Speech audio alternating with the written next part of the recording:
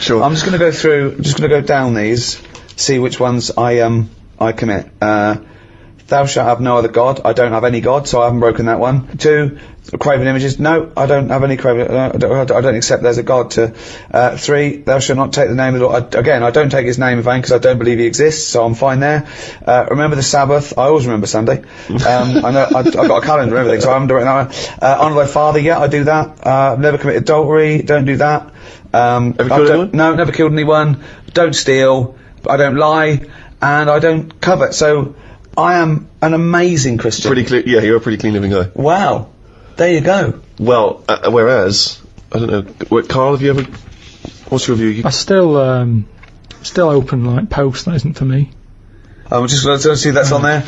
That's opening other people's post, alert level, low, punishment, embarrassment. You have to walk along with your trousers around your ankle, saying I'm a div. Why do you open other people's mail?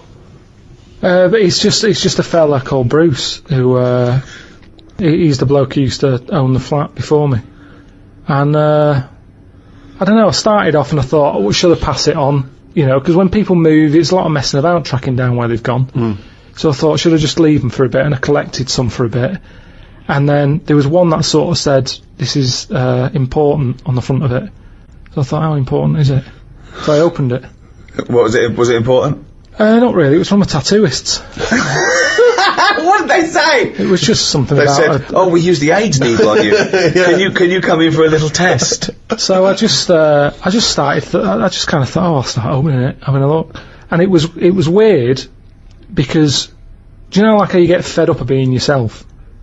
No, but go on. Well, I'm intrigued. Of course. No, you can just have days where you're like, I what wish is I was going Brad on? Pitt, yeah. Well, you know, and Bruce Willis in your case, isn't it? well, this bloke was Bruce, so I just go, oh, let's see what, you know, if I was Bruce, Yeah. would I be happier being him? Do you know, like how I've said to you before, you never know if you don't feel well because they can't put you in someone else's body to sort of compare. No, well, most people can just use their imagination. Yeah, sure. So I sort of think, They don't actually need to physically go into someone else's body to understand that. Yeah, it must be like terrible. Ghost.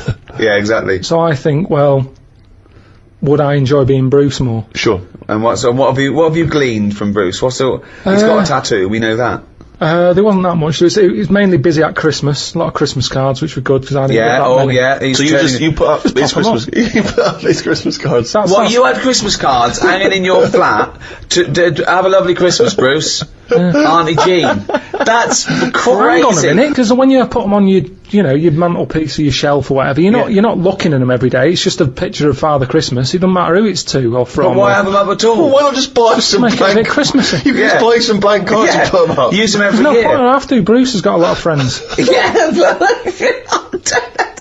It was more awkward, right? Because the bloke downstairs, because I used to always collect the stuff for Bruce, I got talking to a bloke who's in the same block, and like he used to see me picking stuff up for Bruce. He'd always say, all right, Bruce. No! You've never told him that you're not Bruce? Well, no point. In the pub I used to drink in, the landlord got it into his head that I was Steve, right? And You don't mean me? No, You just mean to call exactly. Steve. Yeah, no. This is before I met you. This was like 25 years ago, and he called me Steve, and it got to the point I couldn't correct him. Yeah. Because it would have been embarrassing for him, and so after about 2 years, we were playing cards, and someone said Ricky, and he went, "Who's Ricky?" And I went, "Ricky," and I just went red. He went, "What do you mean, Ricky?" I went, "Yeah, that's my name." He went, he said, "What do you mean, fucking Ricky?" I went, "Ricky," and I looked at him, "What do you mean?" "Steve." I went, "No, it's not Steve." He said, "Well, I've been calling you Steve for 2 years." I went, "Have you?" Like denying I'd ever heard him call me Steve. Oh, this guy, right? But hang on, did he, what happened? What was the fallout from it? He's just sort of like, he was a bit confused, Yeah. and then I think he still called me Steve for a little while, but sometimes it was Ricky, sometimes it was Steve. It was fine, right? But this guy, right? He was a bank robber. Okay, Really? yeah, he'd done 17 years in all. In prison? In prison, yeah.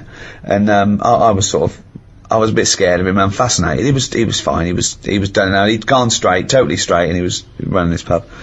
And I remember once, he'd tell me stories about it, and he'd go on about his, he did it with 4 people, and, they all did time, and he said, but you wouldn't recognise them now, he said, they are the most respectable people you'd ever see. He said, yeah, they're just, lovely businessmen, height of sophistication now. Said, you'd never guess, right? And then, one day, he came over to me, it was a busy pub, he went, Rick, Steve, he said, you know those geezers I did the crime with? The other 3? He went, yeah, he said, they are in the pub here now, see if you can guess who they are. I said, you'll never guess who they are. I looked around, I saw 3 blokes in sheepskin coats with tinted hair, covered in gold sovereigns and gold necklaces, and I went, no, who? He went, those 3. I went, you are joking. You are fucking joking. That was his idea of total sophistication. They had tinted beards, but they looked like fat Bee Gees covered in gold and sheepskin. It was unbelievable. I went, oh, that is a surprise. That is a surprise. I thought they were barristers. Oh, unbelievable. I was always terrified of being mugged when I first moved to London. And you remember, Rick, I had a wallet with all my stuff in, and then I took to carrying a fake wallet. That's lovely. Okay, which I had some sort of old library cards and DVD cards, video shop cards and stuff. And like I put a £5 in there, And then I got really anxious because I thought, what if I hand over my fake wallet, and he goes, well, it's a fake wallet. Okay, then I got to hand over the real wallet, but maybe he also punishes me, takes it out on me because he's angry. So then I took to carrying a second fake wallet. So I spent about 2 months carrying 3 wallets around, 2 of which were fake, right? And then, do you know the reason I stopped? Because I thought, what if I give him both fake wallets. I give him one fake wallet, he opens it, he goes, well, this is a fake wallet. I give him the second fake wallet. Now he's going to be twice as angry as he would have been if he only had the one fake wallet. And then I was thinking, what if I do give him the fake wallet, and then he just starts using the library cards and the video cards, and he could run up a huge fine. Yeah. I'd be in the same position where I give him the money. Yeah, I don't believe you'd ever put a £5 in the fake wallet. You wouldn't be willing to. Yeah. I had a run-in with crime. I was, ripped off. Really? In a big sting operation a few years ago. I was at home and I was rushing out, and the phone went, and it was my bank. Yeah. And I went, is that Mr. Gervais? I went, yeah. He went, have you recently bought £200,000 worth of gold bullion? And I went, Jane, have we bought £200,000 worth of gold bullion? No, of course not. I went, no. Well, someone's taken that money out of your bank account fraudulently, and they've purchased gold. And I went, right, okay. They went, we'd like your permission to get the CID involved. I went, well, yeah. I said, of course. I said, but hold on, it wasn't me then. So do I get the money back? And they went, yeah, all the money will be put back into your bank account. I went, fine. I said, yeah. I basically went, yeah, fill your boots. And they went, and can you come down? I went, oh yeah. So I arranged the time. I went down to the bank. There was the CID there waiting. And, it turned out it was sort of an inside job. Someone who did some sort of random checking of facts, where they phone you up and say you're happy with the service.